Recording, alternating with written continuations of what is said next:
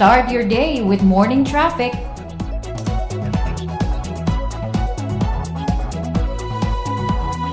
Morning traffic. Kita masih bicara terkait dengan Olimpiade Tokyo 2020 dan kesempatan dan raihan ibaratnya harapan raihan medali untuk skuad Garuda di Tokyo nanti. Bahwa memang saat ini ada 28 atlet Indonesia yang akan maju dalam Olimpiade di Tokyo, 11 diantaranya dari bulu tangkis, dan ini pasti kita coba mencari peluang medali karena kita tentu ingat ya Bang, di tahun 1992 ya di Olimpiade Barcelona bahwa Indonesia benar-benar mengukir raihan medali emas terutama dari bulu tangkis. Ini seperti yang diraih oleh tentu saja Susi Susanti ya. Dan juga tentunya kita masih ingat lah di tahun Olimpiade Barcelona di tahun 1992 ya. Selain pasangan emas Susi dan Alan, Adi Bewi Ranata juga meraih medali, merebut perak dengan Hermawan Susanto sebagai tunggal putranya. Nah, apakah Bang Nuim juga punya catatan tersendiri nih Bang terkait dengan peluang raihan medali buat para atlet Indonesia, skuad Garuda di Olimpiade Tokyo ini? Yang jelas mereka yang dikirim pasti mereka yang menjadi nomor 1 di antara cabang-cabang olahraga lainnya. Betul. Tapi kita memang sebenarnya sudah sejak lama laksana pungguk merindukan bulan untuk mendapat medali. Awalnya tahun 84 di Los Angeles. Waktu itu Olimpiade Amerika Serikat diboikot oleh negara-negara Blok Timur.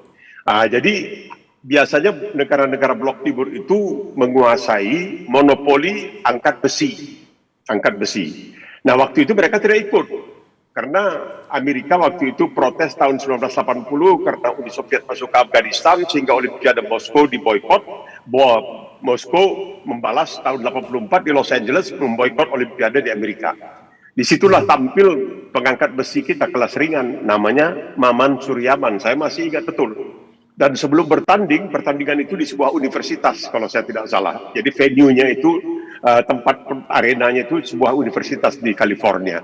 Dan dia mengatakan karena saya sudah sempat kenal dengan Maman. Wah, katanya Bang, ini kesempatan saya bikin sejarah. Saya sudah hampir pasti dapat perunggu waktu itu karena kita belum pernah menang medali apapun. Jadi dia memang sudah. Jadi abang standby lah, abang siap begitu selesai terus bisa interview saya. Oke. Kan paling enak tuh kalau wartawan menginterview ketika atletnya sedang terengah-engah baru menyelesaikan pertandingan. Saya ini sudah selesai.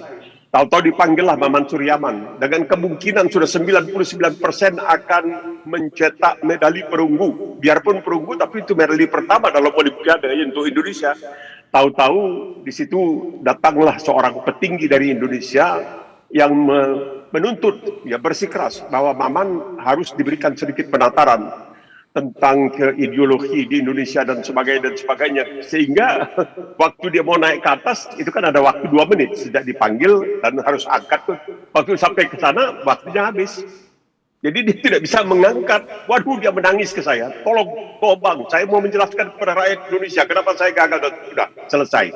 Nah, 1988 waktu itu saya ingat, saya ingin melihat panahan, tapi tidak ada wartawan dari Indonesia yang mau ikut dengan saya, kecuali ada satu namanya Sumoadi Marsis, dia itu dulu menulis di Kompas kalau tidak salah. Udahlah saya temanin Bung Nuim katanya, kami pergi.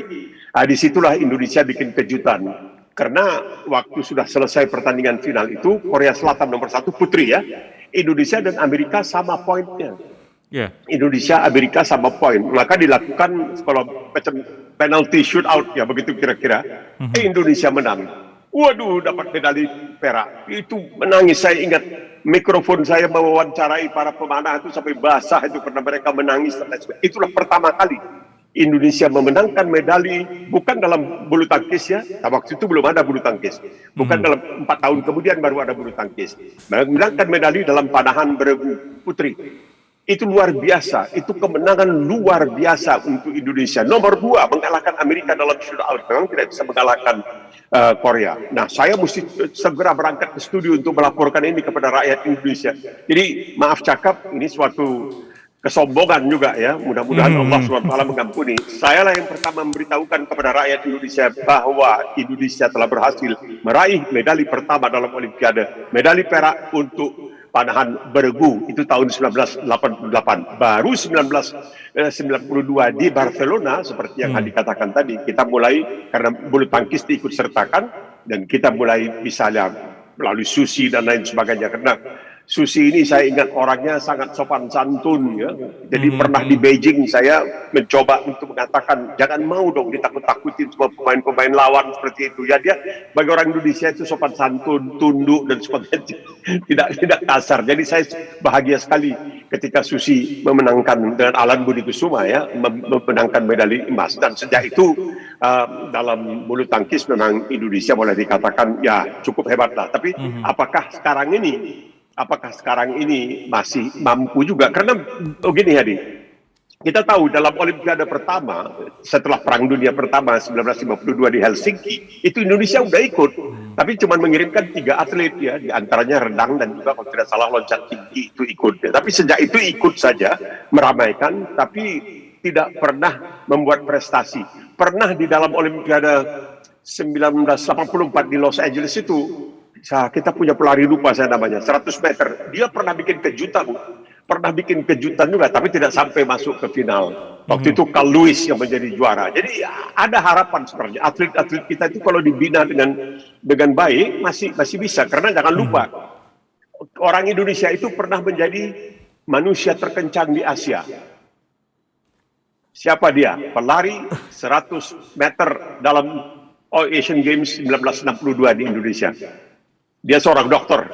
Nah, saya mau tanya apakah ada yang ingat namanya? Oke, Muhammad.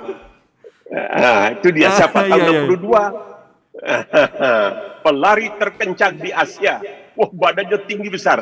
Nah, orang Indonesia selalu kaget. Kenapa orang begitu besar bisa kencang? Untuk lihat, kalau kita lihat pelari-pelari 100 meter itu seperti Ben Johnson yang kemudian diskors karena dia menggunakan steroid, itu badannya seperti penggulat. Wah, kalau dilihat otot-ototnya sangat mengerikan. Carl Lewis kita lihat ada sekarang ini Usain Bolt dan sebagainya besar-besar. Kecil-kecil itu ketinggalan. Barangkali nggak mampu melawan angin mungkin karena itu. Tapi ya itulah dia. Kita sudah pernah juga memenangkan sesuatu paling tidak di tingkat Asia sebagai manusia terkencang di Asia pada waktu itu.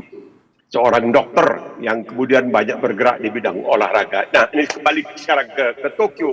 Ini menarik karena pertandingan sudah berlangsung dan kejutan pertama telah terjadi. Amerika Serikat, tim sepak bola putri Amerika setelah 45 pertandingan kemarin dikalahkan 3-0 oleh Swedia. Tidak masuk di akal. Australia menang 2-1 lawan Selandia Baru. Ini tidak masuk di akal sama sekali bahwa Amerika bisa kalah. Tapi itulah olahraga. Segalanya mungkin terjadi. Karena nanti kalau ada kesempatan saya ingin juga bicara sedikit mengenai olahraga atau Olimpiade tahun 1956 di Melbourne yang juga bikin kejutan atas nama Indonesia yang sampai 10 tahun kemudian masih diingat orang. Jadi kita tunggulah tanggal mainnya. Saya bisa cerita sedikit mengenai Olimpiade 56 di Melbourne walaupun saya waktu itu masih ingusan dan masih SMA di Indonesia di Medan. Yang menarik tentunya bagaimana kemudian masyarakat Indonesia kali itu di tahun 1984 menyambut gegap gempita para peraih medali di Los Angeles di Olimpiade 1984. Tapi kita akan kembali ke masa 1984, bagaimana kemudian Bang Nui menceritakan hiruk pikuk penyambutan warga masyarakat Indonesia terhadap para peraih medali itu setelah headline news pukul 8 waktu Indonesia Barat di Metro TV. Setelah itu kita akan segera kembali lagi, Bang. Start your day with morning traffic.